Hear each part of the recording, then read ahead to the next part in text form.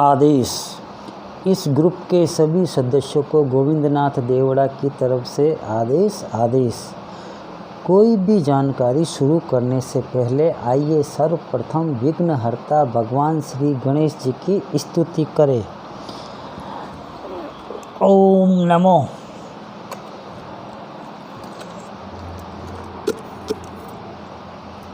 नमो विघ्न राजाय सर्व सौख्य प्रदायिनी दुष्टारिष्ट विनाशाय पराय परमात्मने लंबोदरम महावीर्य नाग यज्ञ प्रशोभितम अर्धचंद्रधरम देवम दिग्न विघ्न व्यू विनाशनम। ओम ह्राम ह्रीम ह्रूम हरेम ह्रोम हः हेरम्बाय नमो नमः। सर्वा सिद्धि परदोषि तुम सिद्धि बुद्धि परदो भव चिंतितार्थ पदशत हिंसतक मोदक प्रिय सिंधुरारूढ़ वस्ते च पूर्जितो वरदयक इद गणपति स्त्रोतम य पठेत भक्ति मानर तस्य देहम च गेहम च स्वयं लक्ष्मी मुच्यति। ओम श्री गणेशाय नमः। ओम विघ्नहर्ताय नमः। ओम श्री गुरु गणपते नमः। आदेश। अभी कुछ दिनों पहले मध्य प्रदेश के ही देवेश शर्मा है, ब्राह्मण है, जो आध्यात्मिक तंत्र में जगत में रुचि रखते हैं। उन्होंने एक प्रश्न पूछा, उन्हीं के प्रश्न का जवाब हम बाबा काल भैरव की प्रेरणा के अनुसार देना चाहते हैं और दे रहे हैं। उन्होंने प्रश्न यही पूछा कि हे नाथ जी महाराज, मैंने यूट्यूब पर और फेसबुक में पढ़ा है, समझा है कि सिद्धि ट्रांसफ़र, तो ये सिद्धि ट्रांसफ़र क्या होती है, इसके बारे में आप अपने विचार से कुछ बताने की, समझाने की कृपा करें। तो हम उन्हीं के प्रश्न का जवाब उनके साथ साथ आप सभी को साझा कर रहे हैं। हमारी ये कोशिश कितनी कामयाब होगी ये आप लोग अपने विचार द्वारा, कमेंट द्वारा बताइएगा, मगर अच्छे शब्दों का प्रयोग करना, क्योंकि इज्जत दोगे तो इज्जत मिलेगी, मान दोगे मान मिलेगा, सम्मान दोगे तो सम्मान मिलेगा, जो दोगे वही मिलेगा। इसलिए इज्जत से बात करें और इज्जत के साथ अच्छे शब्दों से टिप्पणी करें, अपना प्रश्न रखें। आदेश। पहली बात, शक्ति ट्रांसफ़र। शक्ति ट्रांसफ़र यानी सिद्धियों का आदान और प्रदान, अंग्रेजी में शक्ति ट्रांसफ़र बोलते हैं। अब कोई भी साधक अपनी सिद्धि आपको किसी भी हालत में प्रदान नहीं कर सकता, अगर वास्तव में है तो, क्योंकि सिद्धियाँ कोई हलवा नहीं होती जो उठाया और खा लिया। उसके लिए ऐसे कई इंसान हैं जो 20-20, 25-25 साल साधना करते हैं, तब कोई जाके उनको सिद्धि प्राप्त होती है, और वह सिद्धि ऐसे ही आपको ट्रांसफ़र कर देंगे। ये तो मूर्खता बड़ी बात होती है। इसलिए कोई भी साधक अपनी शक्ति, अपनी सिद्धि प्रदान नहीं करता। हाँ, एक बात और है कि जैसे आत्मा होती है वैसे परमात्मा भी होता है, और वैसे प्रेत आत्मा भी होते हैं। इन सब का अस्तित्व है। वीर, बेताल, भूतनी, डाकिनी, साकिन, प्रेतनी, जिन, खबीस, सबका अपना अपना अस्तित्व होता है, और वह सभी अपनी अपनी दुनिया में रहते हैं। जिस तरह वो हमारी दुनिया में दखल अंदाजी नहीं करते, उसी प्रकार हमें भी उनकी दुनिया में दखल अंदाजी करने का अधिकार नहीं होता। मगर कुछ विशेष परिस्थितियों के कारण और विशेष शक्तियों की साधना करने के कारण कुछ साधक अपनी सामर्थ्य के अनुसार उस दुनिया में प्रवेश कर सकते हैं, दखल अंदाजी दे सकते हैं, मगर उनका भी एक निश्चित दायरा होता है। अब होता यूँ है कि कई बार इंसान गलत जगह थूक दे, पेशाब कर ले, बैठ जाए किसी समाधि पर, किसी शिवलिंग पर, किसी पेड़ के अकारण पत्ता तोड़ दे, किसी पेड़ को नुकसान पहुंचा दे, किसी जानवर को अकारण मार दे। ऐसे कई कारण होते हैं जो आम इंसान को मालूम नहीं होती है। उन कारणों के कारण कुछ प्रेत, भूत, जिन, राक्षस, डाकिन, साकिन, ये अपनी दुनिया छोड़कर हमारी इंसानों की दुनिया में आकर हम इंसानों को प्रभावित करते हैं। किसी के अंदर ये खुद समाहित होकर उनके मन पर, उनके दिमाग पर कंट्रोल करते हैं, उनका खून भी पीते हैं। तो किसी किसी को अपना आभास कराते हैं। और कुछ शक्तियाँ तो ऐसी भी होती है जो अपने हाथों से खींच कर ले जाती है और दंडित भी करती है। हर शक्ति की अपनी अपनी एक ताकत होती है, एक क्षमता होती है, एक क्षेत्र होता है।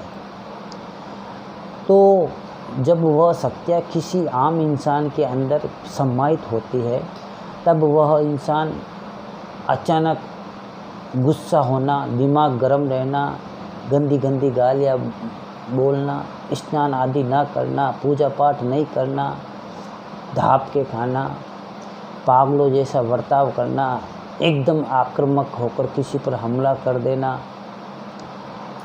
एकांत में रहना, चुपचाप रहना, अपने आप से बातें करना, इस प्रकार की हरकतें करता है। और उसके कारण उसके जो परिवार में जो मान है, सम्मान है, सुख है, समृद्धि है, सब धीरे धीरे खत्म हो जाता है। मगर ये शक्तियाँ अकारण, बिना कारण किसी को परेशान नहीं करती। इस बात को अच्छी तरह से समझें। जैसी आपकी नीति होगी, जैसा करोगे वैसा ही भुगतोगे। ये संसार का नियम है। जो जैसा करेगा वैसा ही भरेगा। इसलिए अकारण ये शक्तियाँ किसी को प्रभावित नहीं करती। जब ये शक्तियाँ किसी को प्रभावित करती है तो जाहिर सी बात है उन लोगों को किसी दरबार में, किसी चौकी पर, किसी मंदिर में, किसी धूणे में, किसी साधक के पास, तांत्रिक के पास, अघोरी के पास, पंडित के पास ले जाया जाता है ताकि उस आम इंसान का इलाज हो, वो उस शक्ति से बच सके। तब वो तांत्रिक, वो साधक, व अघोरी, जो भी आप मानो, उस इंसान के भीतर बैठी शक्ति से युद्ध लड़ता है, मुकाबला करता है। तो कई बार वह शक्ति इतनी प्रभावशाली होती है कि साधक को भी उठा के फेंक देती है, साधक को भी हानि पहुंचा देती है, साधक को भी जान से मार भी सकती है। तो कई बार वो शक्ति इतनी कमज़ोर होती है जो साधक से डरकर भाग जाती है। जो भाग जाती है वो ये सोचती, चलो ये शरीर छूटा, कोई दूसरा पकड़ूंगा, किसी दूसरे को दुख दूंगा, ऐसे वो भाग जाती है। मगर कुछ शक्तियाँ जिद्दी होती है, ताकतवर होती है, वो लड़ती है, मुकाबला करती है साधक से। जब उस मुकाबले में वो साधक से हार जाती है तो साधक के प्रति समर्पित हो जाती है। फिर वो साधक के अधीन हो जाती है। वो साधक को कहती है कि अब मुझे भी तो कोई स्थान दो। तब साधक उन्हें कोई पुतले में, कोई शियार सिंगी में, हत्ता जोड़ी में, किसी बरगद में, किसी हांडी में, किसी न किसी माध्यम से उन चीज़ों में डालकर उन चीज़ों को अज्ञात निर्जन स्थान पर रख देता है। और वह कहता है जब तक मैं ना यहाँ से निकालूँ तुम यहाँ से निकलोगे नहीं। मैं तुम्हें बहुत जल्द एक अच्छा स्थान प्रदान करूँगा जहाँ पर तुम्हारी सेवा भी होगी और पूजा भी होगी। वही शक्तियाँ साधक दूसरों को ट्रांसफ़र कर सकता है, प्रदान कर सकता है। मगर जो सच्चा साधक होगा वह उन शक्तियों को किसी को भी देने से पहले उस शक्तियों को ग्रहण करने वाले की मानसिक, शारीरिक, आध्यात्मिक योग्यता देखता है, उनकी कुछ परीक्षाएं लेता है। जब उनको विश्वास हो जाता है कि यह वास्तव में उन सिद्धियों को ग्रहण करने लायक है, तब वो शक्ति ट्रांसफ़र अर्थात सिद्धि प्रदान करने की अपनी तरफ से कोशिश करता है। वहाँ जाता है, उनको कहता है कि मैं ये मंत्र किसी को प्रदान करूँगा। उस मंत्र के द्वारा कोई जप करे तो तुम्हें उनके पास जाना है और उनसे वचनबद्ध होना है। मगर वहाँ पर भी वो शक्तियाँ इतनी जिद्दी होती ना, तो उनकी भी यही बात होती है कि मैं जाऊँगी, उस साधक की परीक्षा लूँगी, अगर सफल रहा तो मैं उसके काम करूँगी, मैं उसके साथ रहूँगी। इस प्रकार वो शक्ति ट्रांसफ़र की प्रक्रिया आरंभ होती है हमारे ज्ञान के अनुसार। और उसके बाद जो ग्रहण करने वाला है उसको, जो साधक होता है वह कहता है कि तुम्हें कृष्ण पक्ष की पंचमी तिथि से, किसी भी महीने की कृष्ण पक्ष की पंचमी तिथि से शमशान जाना है रात्रि में 8 या 9 के बीच में। और उस वक्त वहाँ पर जाकर एक मदिरा की बोतल, एक बकरी की कलेजी, थोड़ा फीस, तो एक लड्डू, दीपक जलाकर धूप बत्ती लगाकर रखकर शमशान के सभी शक्तियों को प्रणाम करके, हाथ जोड़कर प्रणाम करके वो भोग रखकर आना है। बदले में कुछ मांगना नहीं है, जप भी नहीं करना है किसी प्रकार के मंत्र का। उस मंत्र का जप तो अपने घर में करना है, वो जप करने के बाद ही जाना है शमशान में। जब वो घर पे जप करके फिर वो जाता है और वहाँ पे कोई संकल्प नहीं करता। फिर उसके बाद 11वें दिन अर्थात अमावस्या के दिन वह वापस वही जो रोज़ सामग्री ले जाता है वही सामग्री लेके जाएगा और वहाँ पर उसको कम से कम 1 घंटा 1.5 घंटा बैठना पड़ेगा। वहाँ पर उसी मंत्र का जप करना पड़ेगा जो उसने 10 दिन तक अपने घर में किया है। तब वो शक्तियाँ वहाँ पर आएगी। इन 11 दिनों में वो शक्ति उस इंसान के आगे पीछे सारी स्थिति भाप लेती है। उसकी क्या योग्यता है, कैसी मानसिकता है, क्या विचार हैं, किस प्रकार का व्यक्ति है, वो सब समझ लेती है। फिर वो शक्ति अगर उस साधक को अपने योग्य समझती है तो उससे संपर्क करने लग जाती है। कई बार तो वह स्वप्न में आकर बताने लग जाती है। और ये साधना जितनी सरल है उतनी कठिन भी है, क्योंकि प्रतिदिन शमशान जाना और आना, तो जाहिर सी बात है कई शक्तियाँ आपके साथ घर में भी आ सकती है और आपके घर का वातावरण भी खराब कर सकती है। इसके लिए उस साधक की या गुरु की अनुमति ज़रूरी होती है। जैसा वो साधक बताए, जैसा वो गुरु बताए, वैसा करते हुए ये 11 दिन तक कार्य किया जाता है। तब कहीं वो शक्ति उस ग्रहण करने वाले शिष्य को, इंसान को मिलती है। मगर जैसे हवाई फायरिंग है कि हमने एक शक्ति भेजी और आपने कैच कर ली, हमने कोई बॉल फेंकी, आपने कैच कर ली, इस प्रकार शक्ति ट्रांसफ़र नहीं होता। शक्ति ट्रांसफ़र एक तरीके से होता है और यह उच्च कोटि के लोग ही कर सकते हैं। बाकी तो अब हम क्या कहें, हम खुद YouTube में वीडियो डालते हैं तो दूसरे YouTube चैनलों के बारे में अच्छा बुरा क्या कहें, ये तो आप स्वयं समझदार हैं।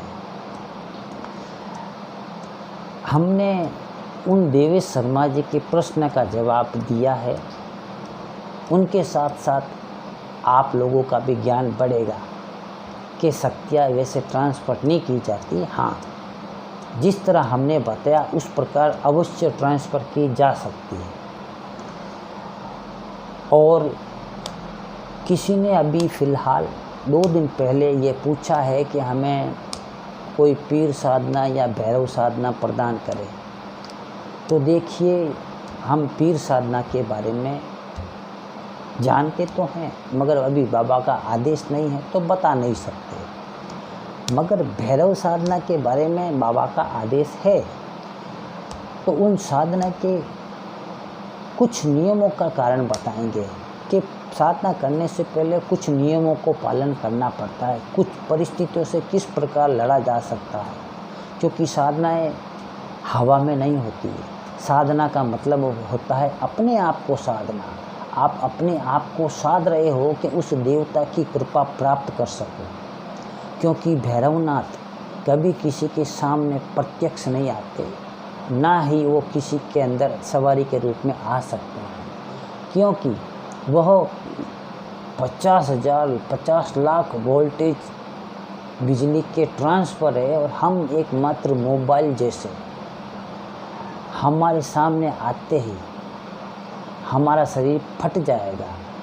बाबा भैरवनाथ जी के मात्र 1% से 1% का भी करोड़वा हिस्सा जो शक्ति होती है वो हमारे को प्राप्त होती है, उसी के कारण हम काम करते हैं, क्योंकि वह परम परमात्मा का स्वरूप है। भगवान देवों के देव महाकाल का एक उग्र स्वरूप है, इसलिए उनका प्रत्यक्ष दर्शन मुश्किल है। हाँ, उनके किसी गण का, जिसे पिशाच भैरव, भूत भैरव, प्रेत भैरव, वेताल भैरव, वीर भैरव भी कहा जाता है, वीर भी कहा जाता है, उनके दर्शन हो जाते हैं, वो भी सौभाग्य से। तो आने वाले वीडियो में हम बाबा भैरवनाथ जी की साधनाओं के बारे में कुछ जानकारी देंगे। हमारा ये वीडियो कैसा लगा, ये जानकारी कैसे लगी, अच्छे शब्दों से हमें बताइएगा। गलत शब्दों का प्रयोग बातचीत करते हुए ना करें तो अच्छा रहे। आप इस YouTube चैनल के कमेंट बॉक्स में जाकर अपने कमेंट बताएं और अपना कोई प्रश्न हो तो उचित हो तो बताएं।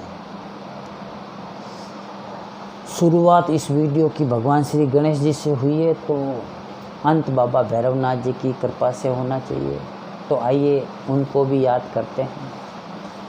ओम नमो काला भैरव, हाथ खड़ंग फूलों की माला, 64 जोगण संग में चाला, देखो खोली नजर का ताला, राजा प्रजा ध्यावे तोई, सबकी शक्ति बांधु मोही, मैं पूजू तुमको नित ध्याय, राजा प्रजा मेरे पाए लगाए, भरी अथाई सब होए, मेरा किया सब कुछ होए, देखो भैरव तेरी शक्ति, शब्द साचा पिंड काचा, मेरी भक्ति गुरु की शक्ति, शब्द साचा पिंड काचा, चलो मंत्र ईश्वरो वाचा, सत्य नाम आदेश गुरु का, ओम भ्रम भ्रम भ्रम भ्रम काल भैरवाय नमः।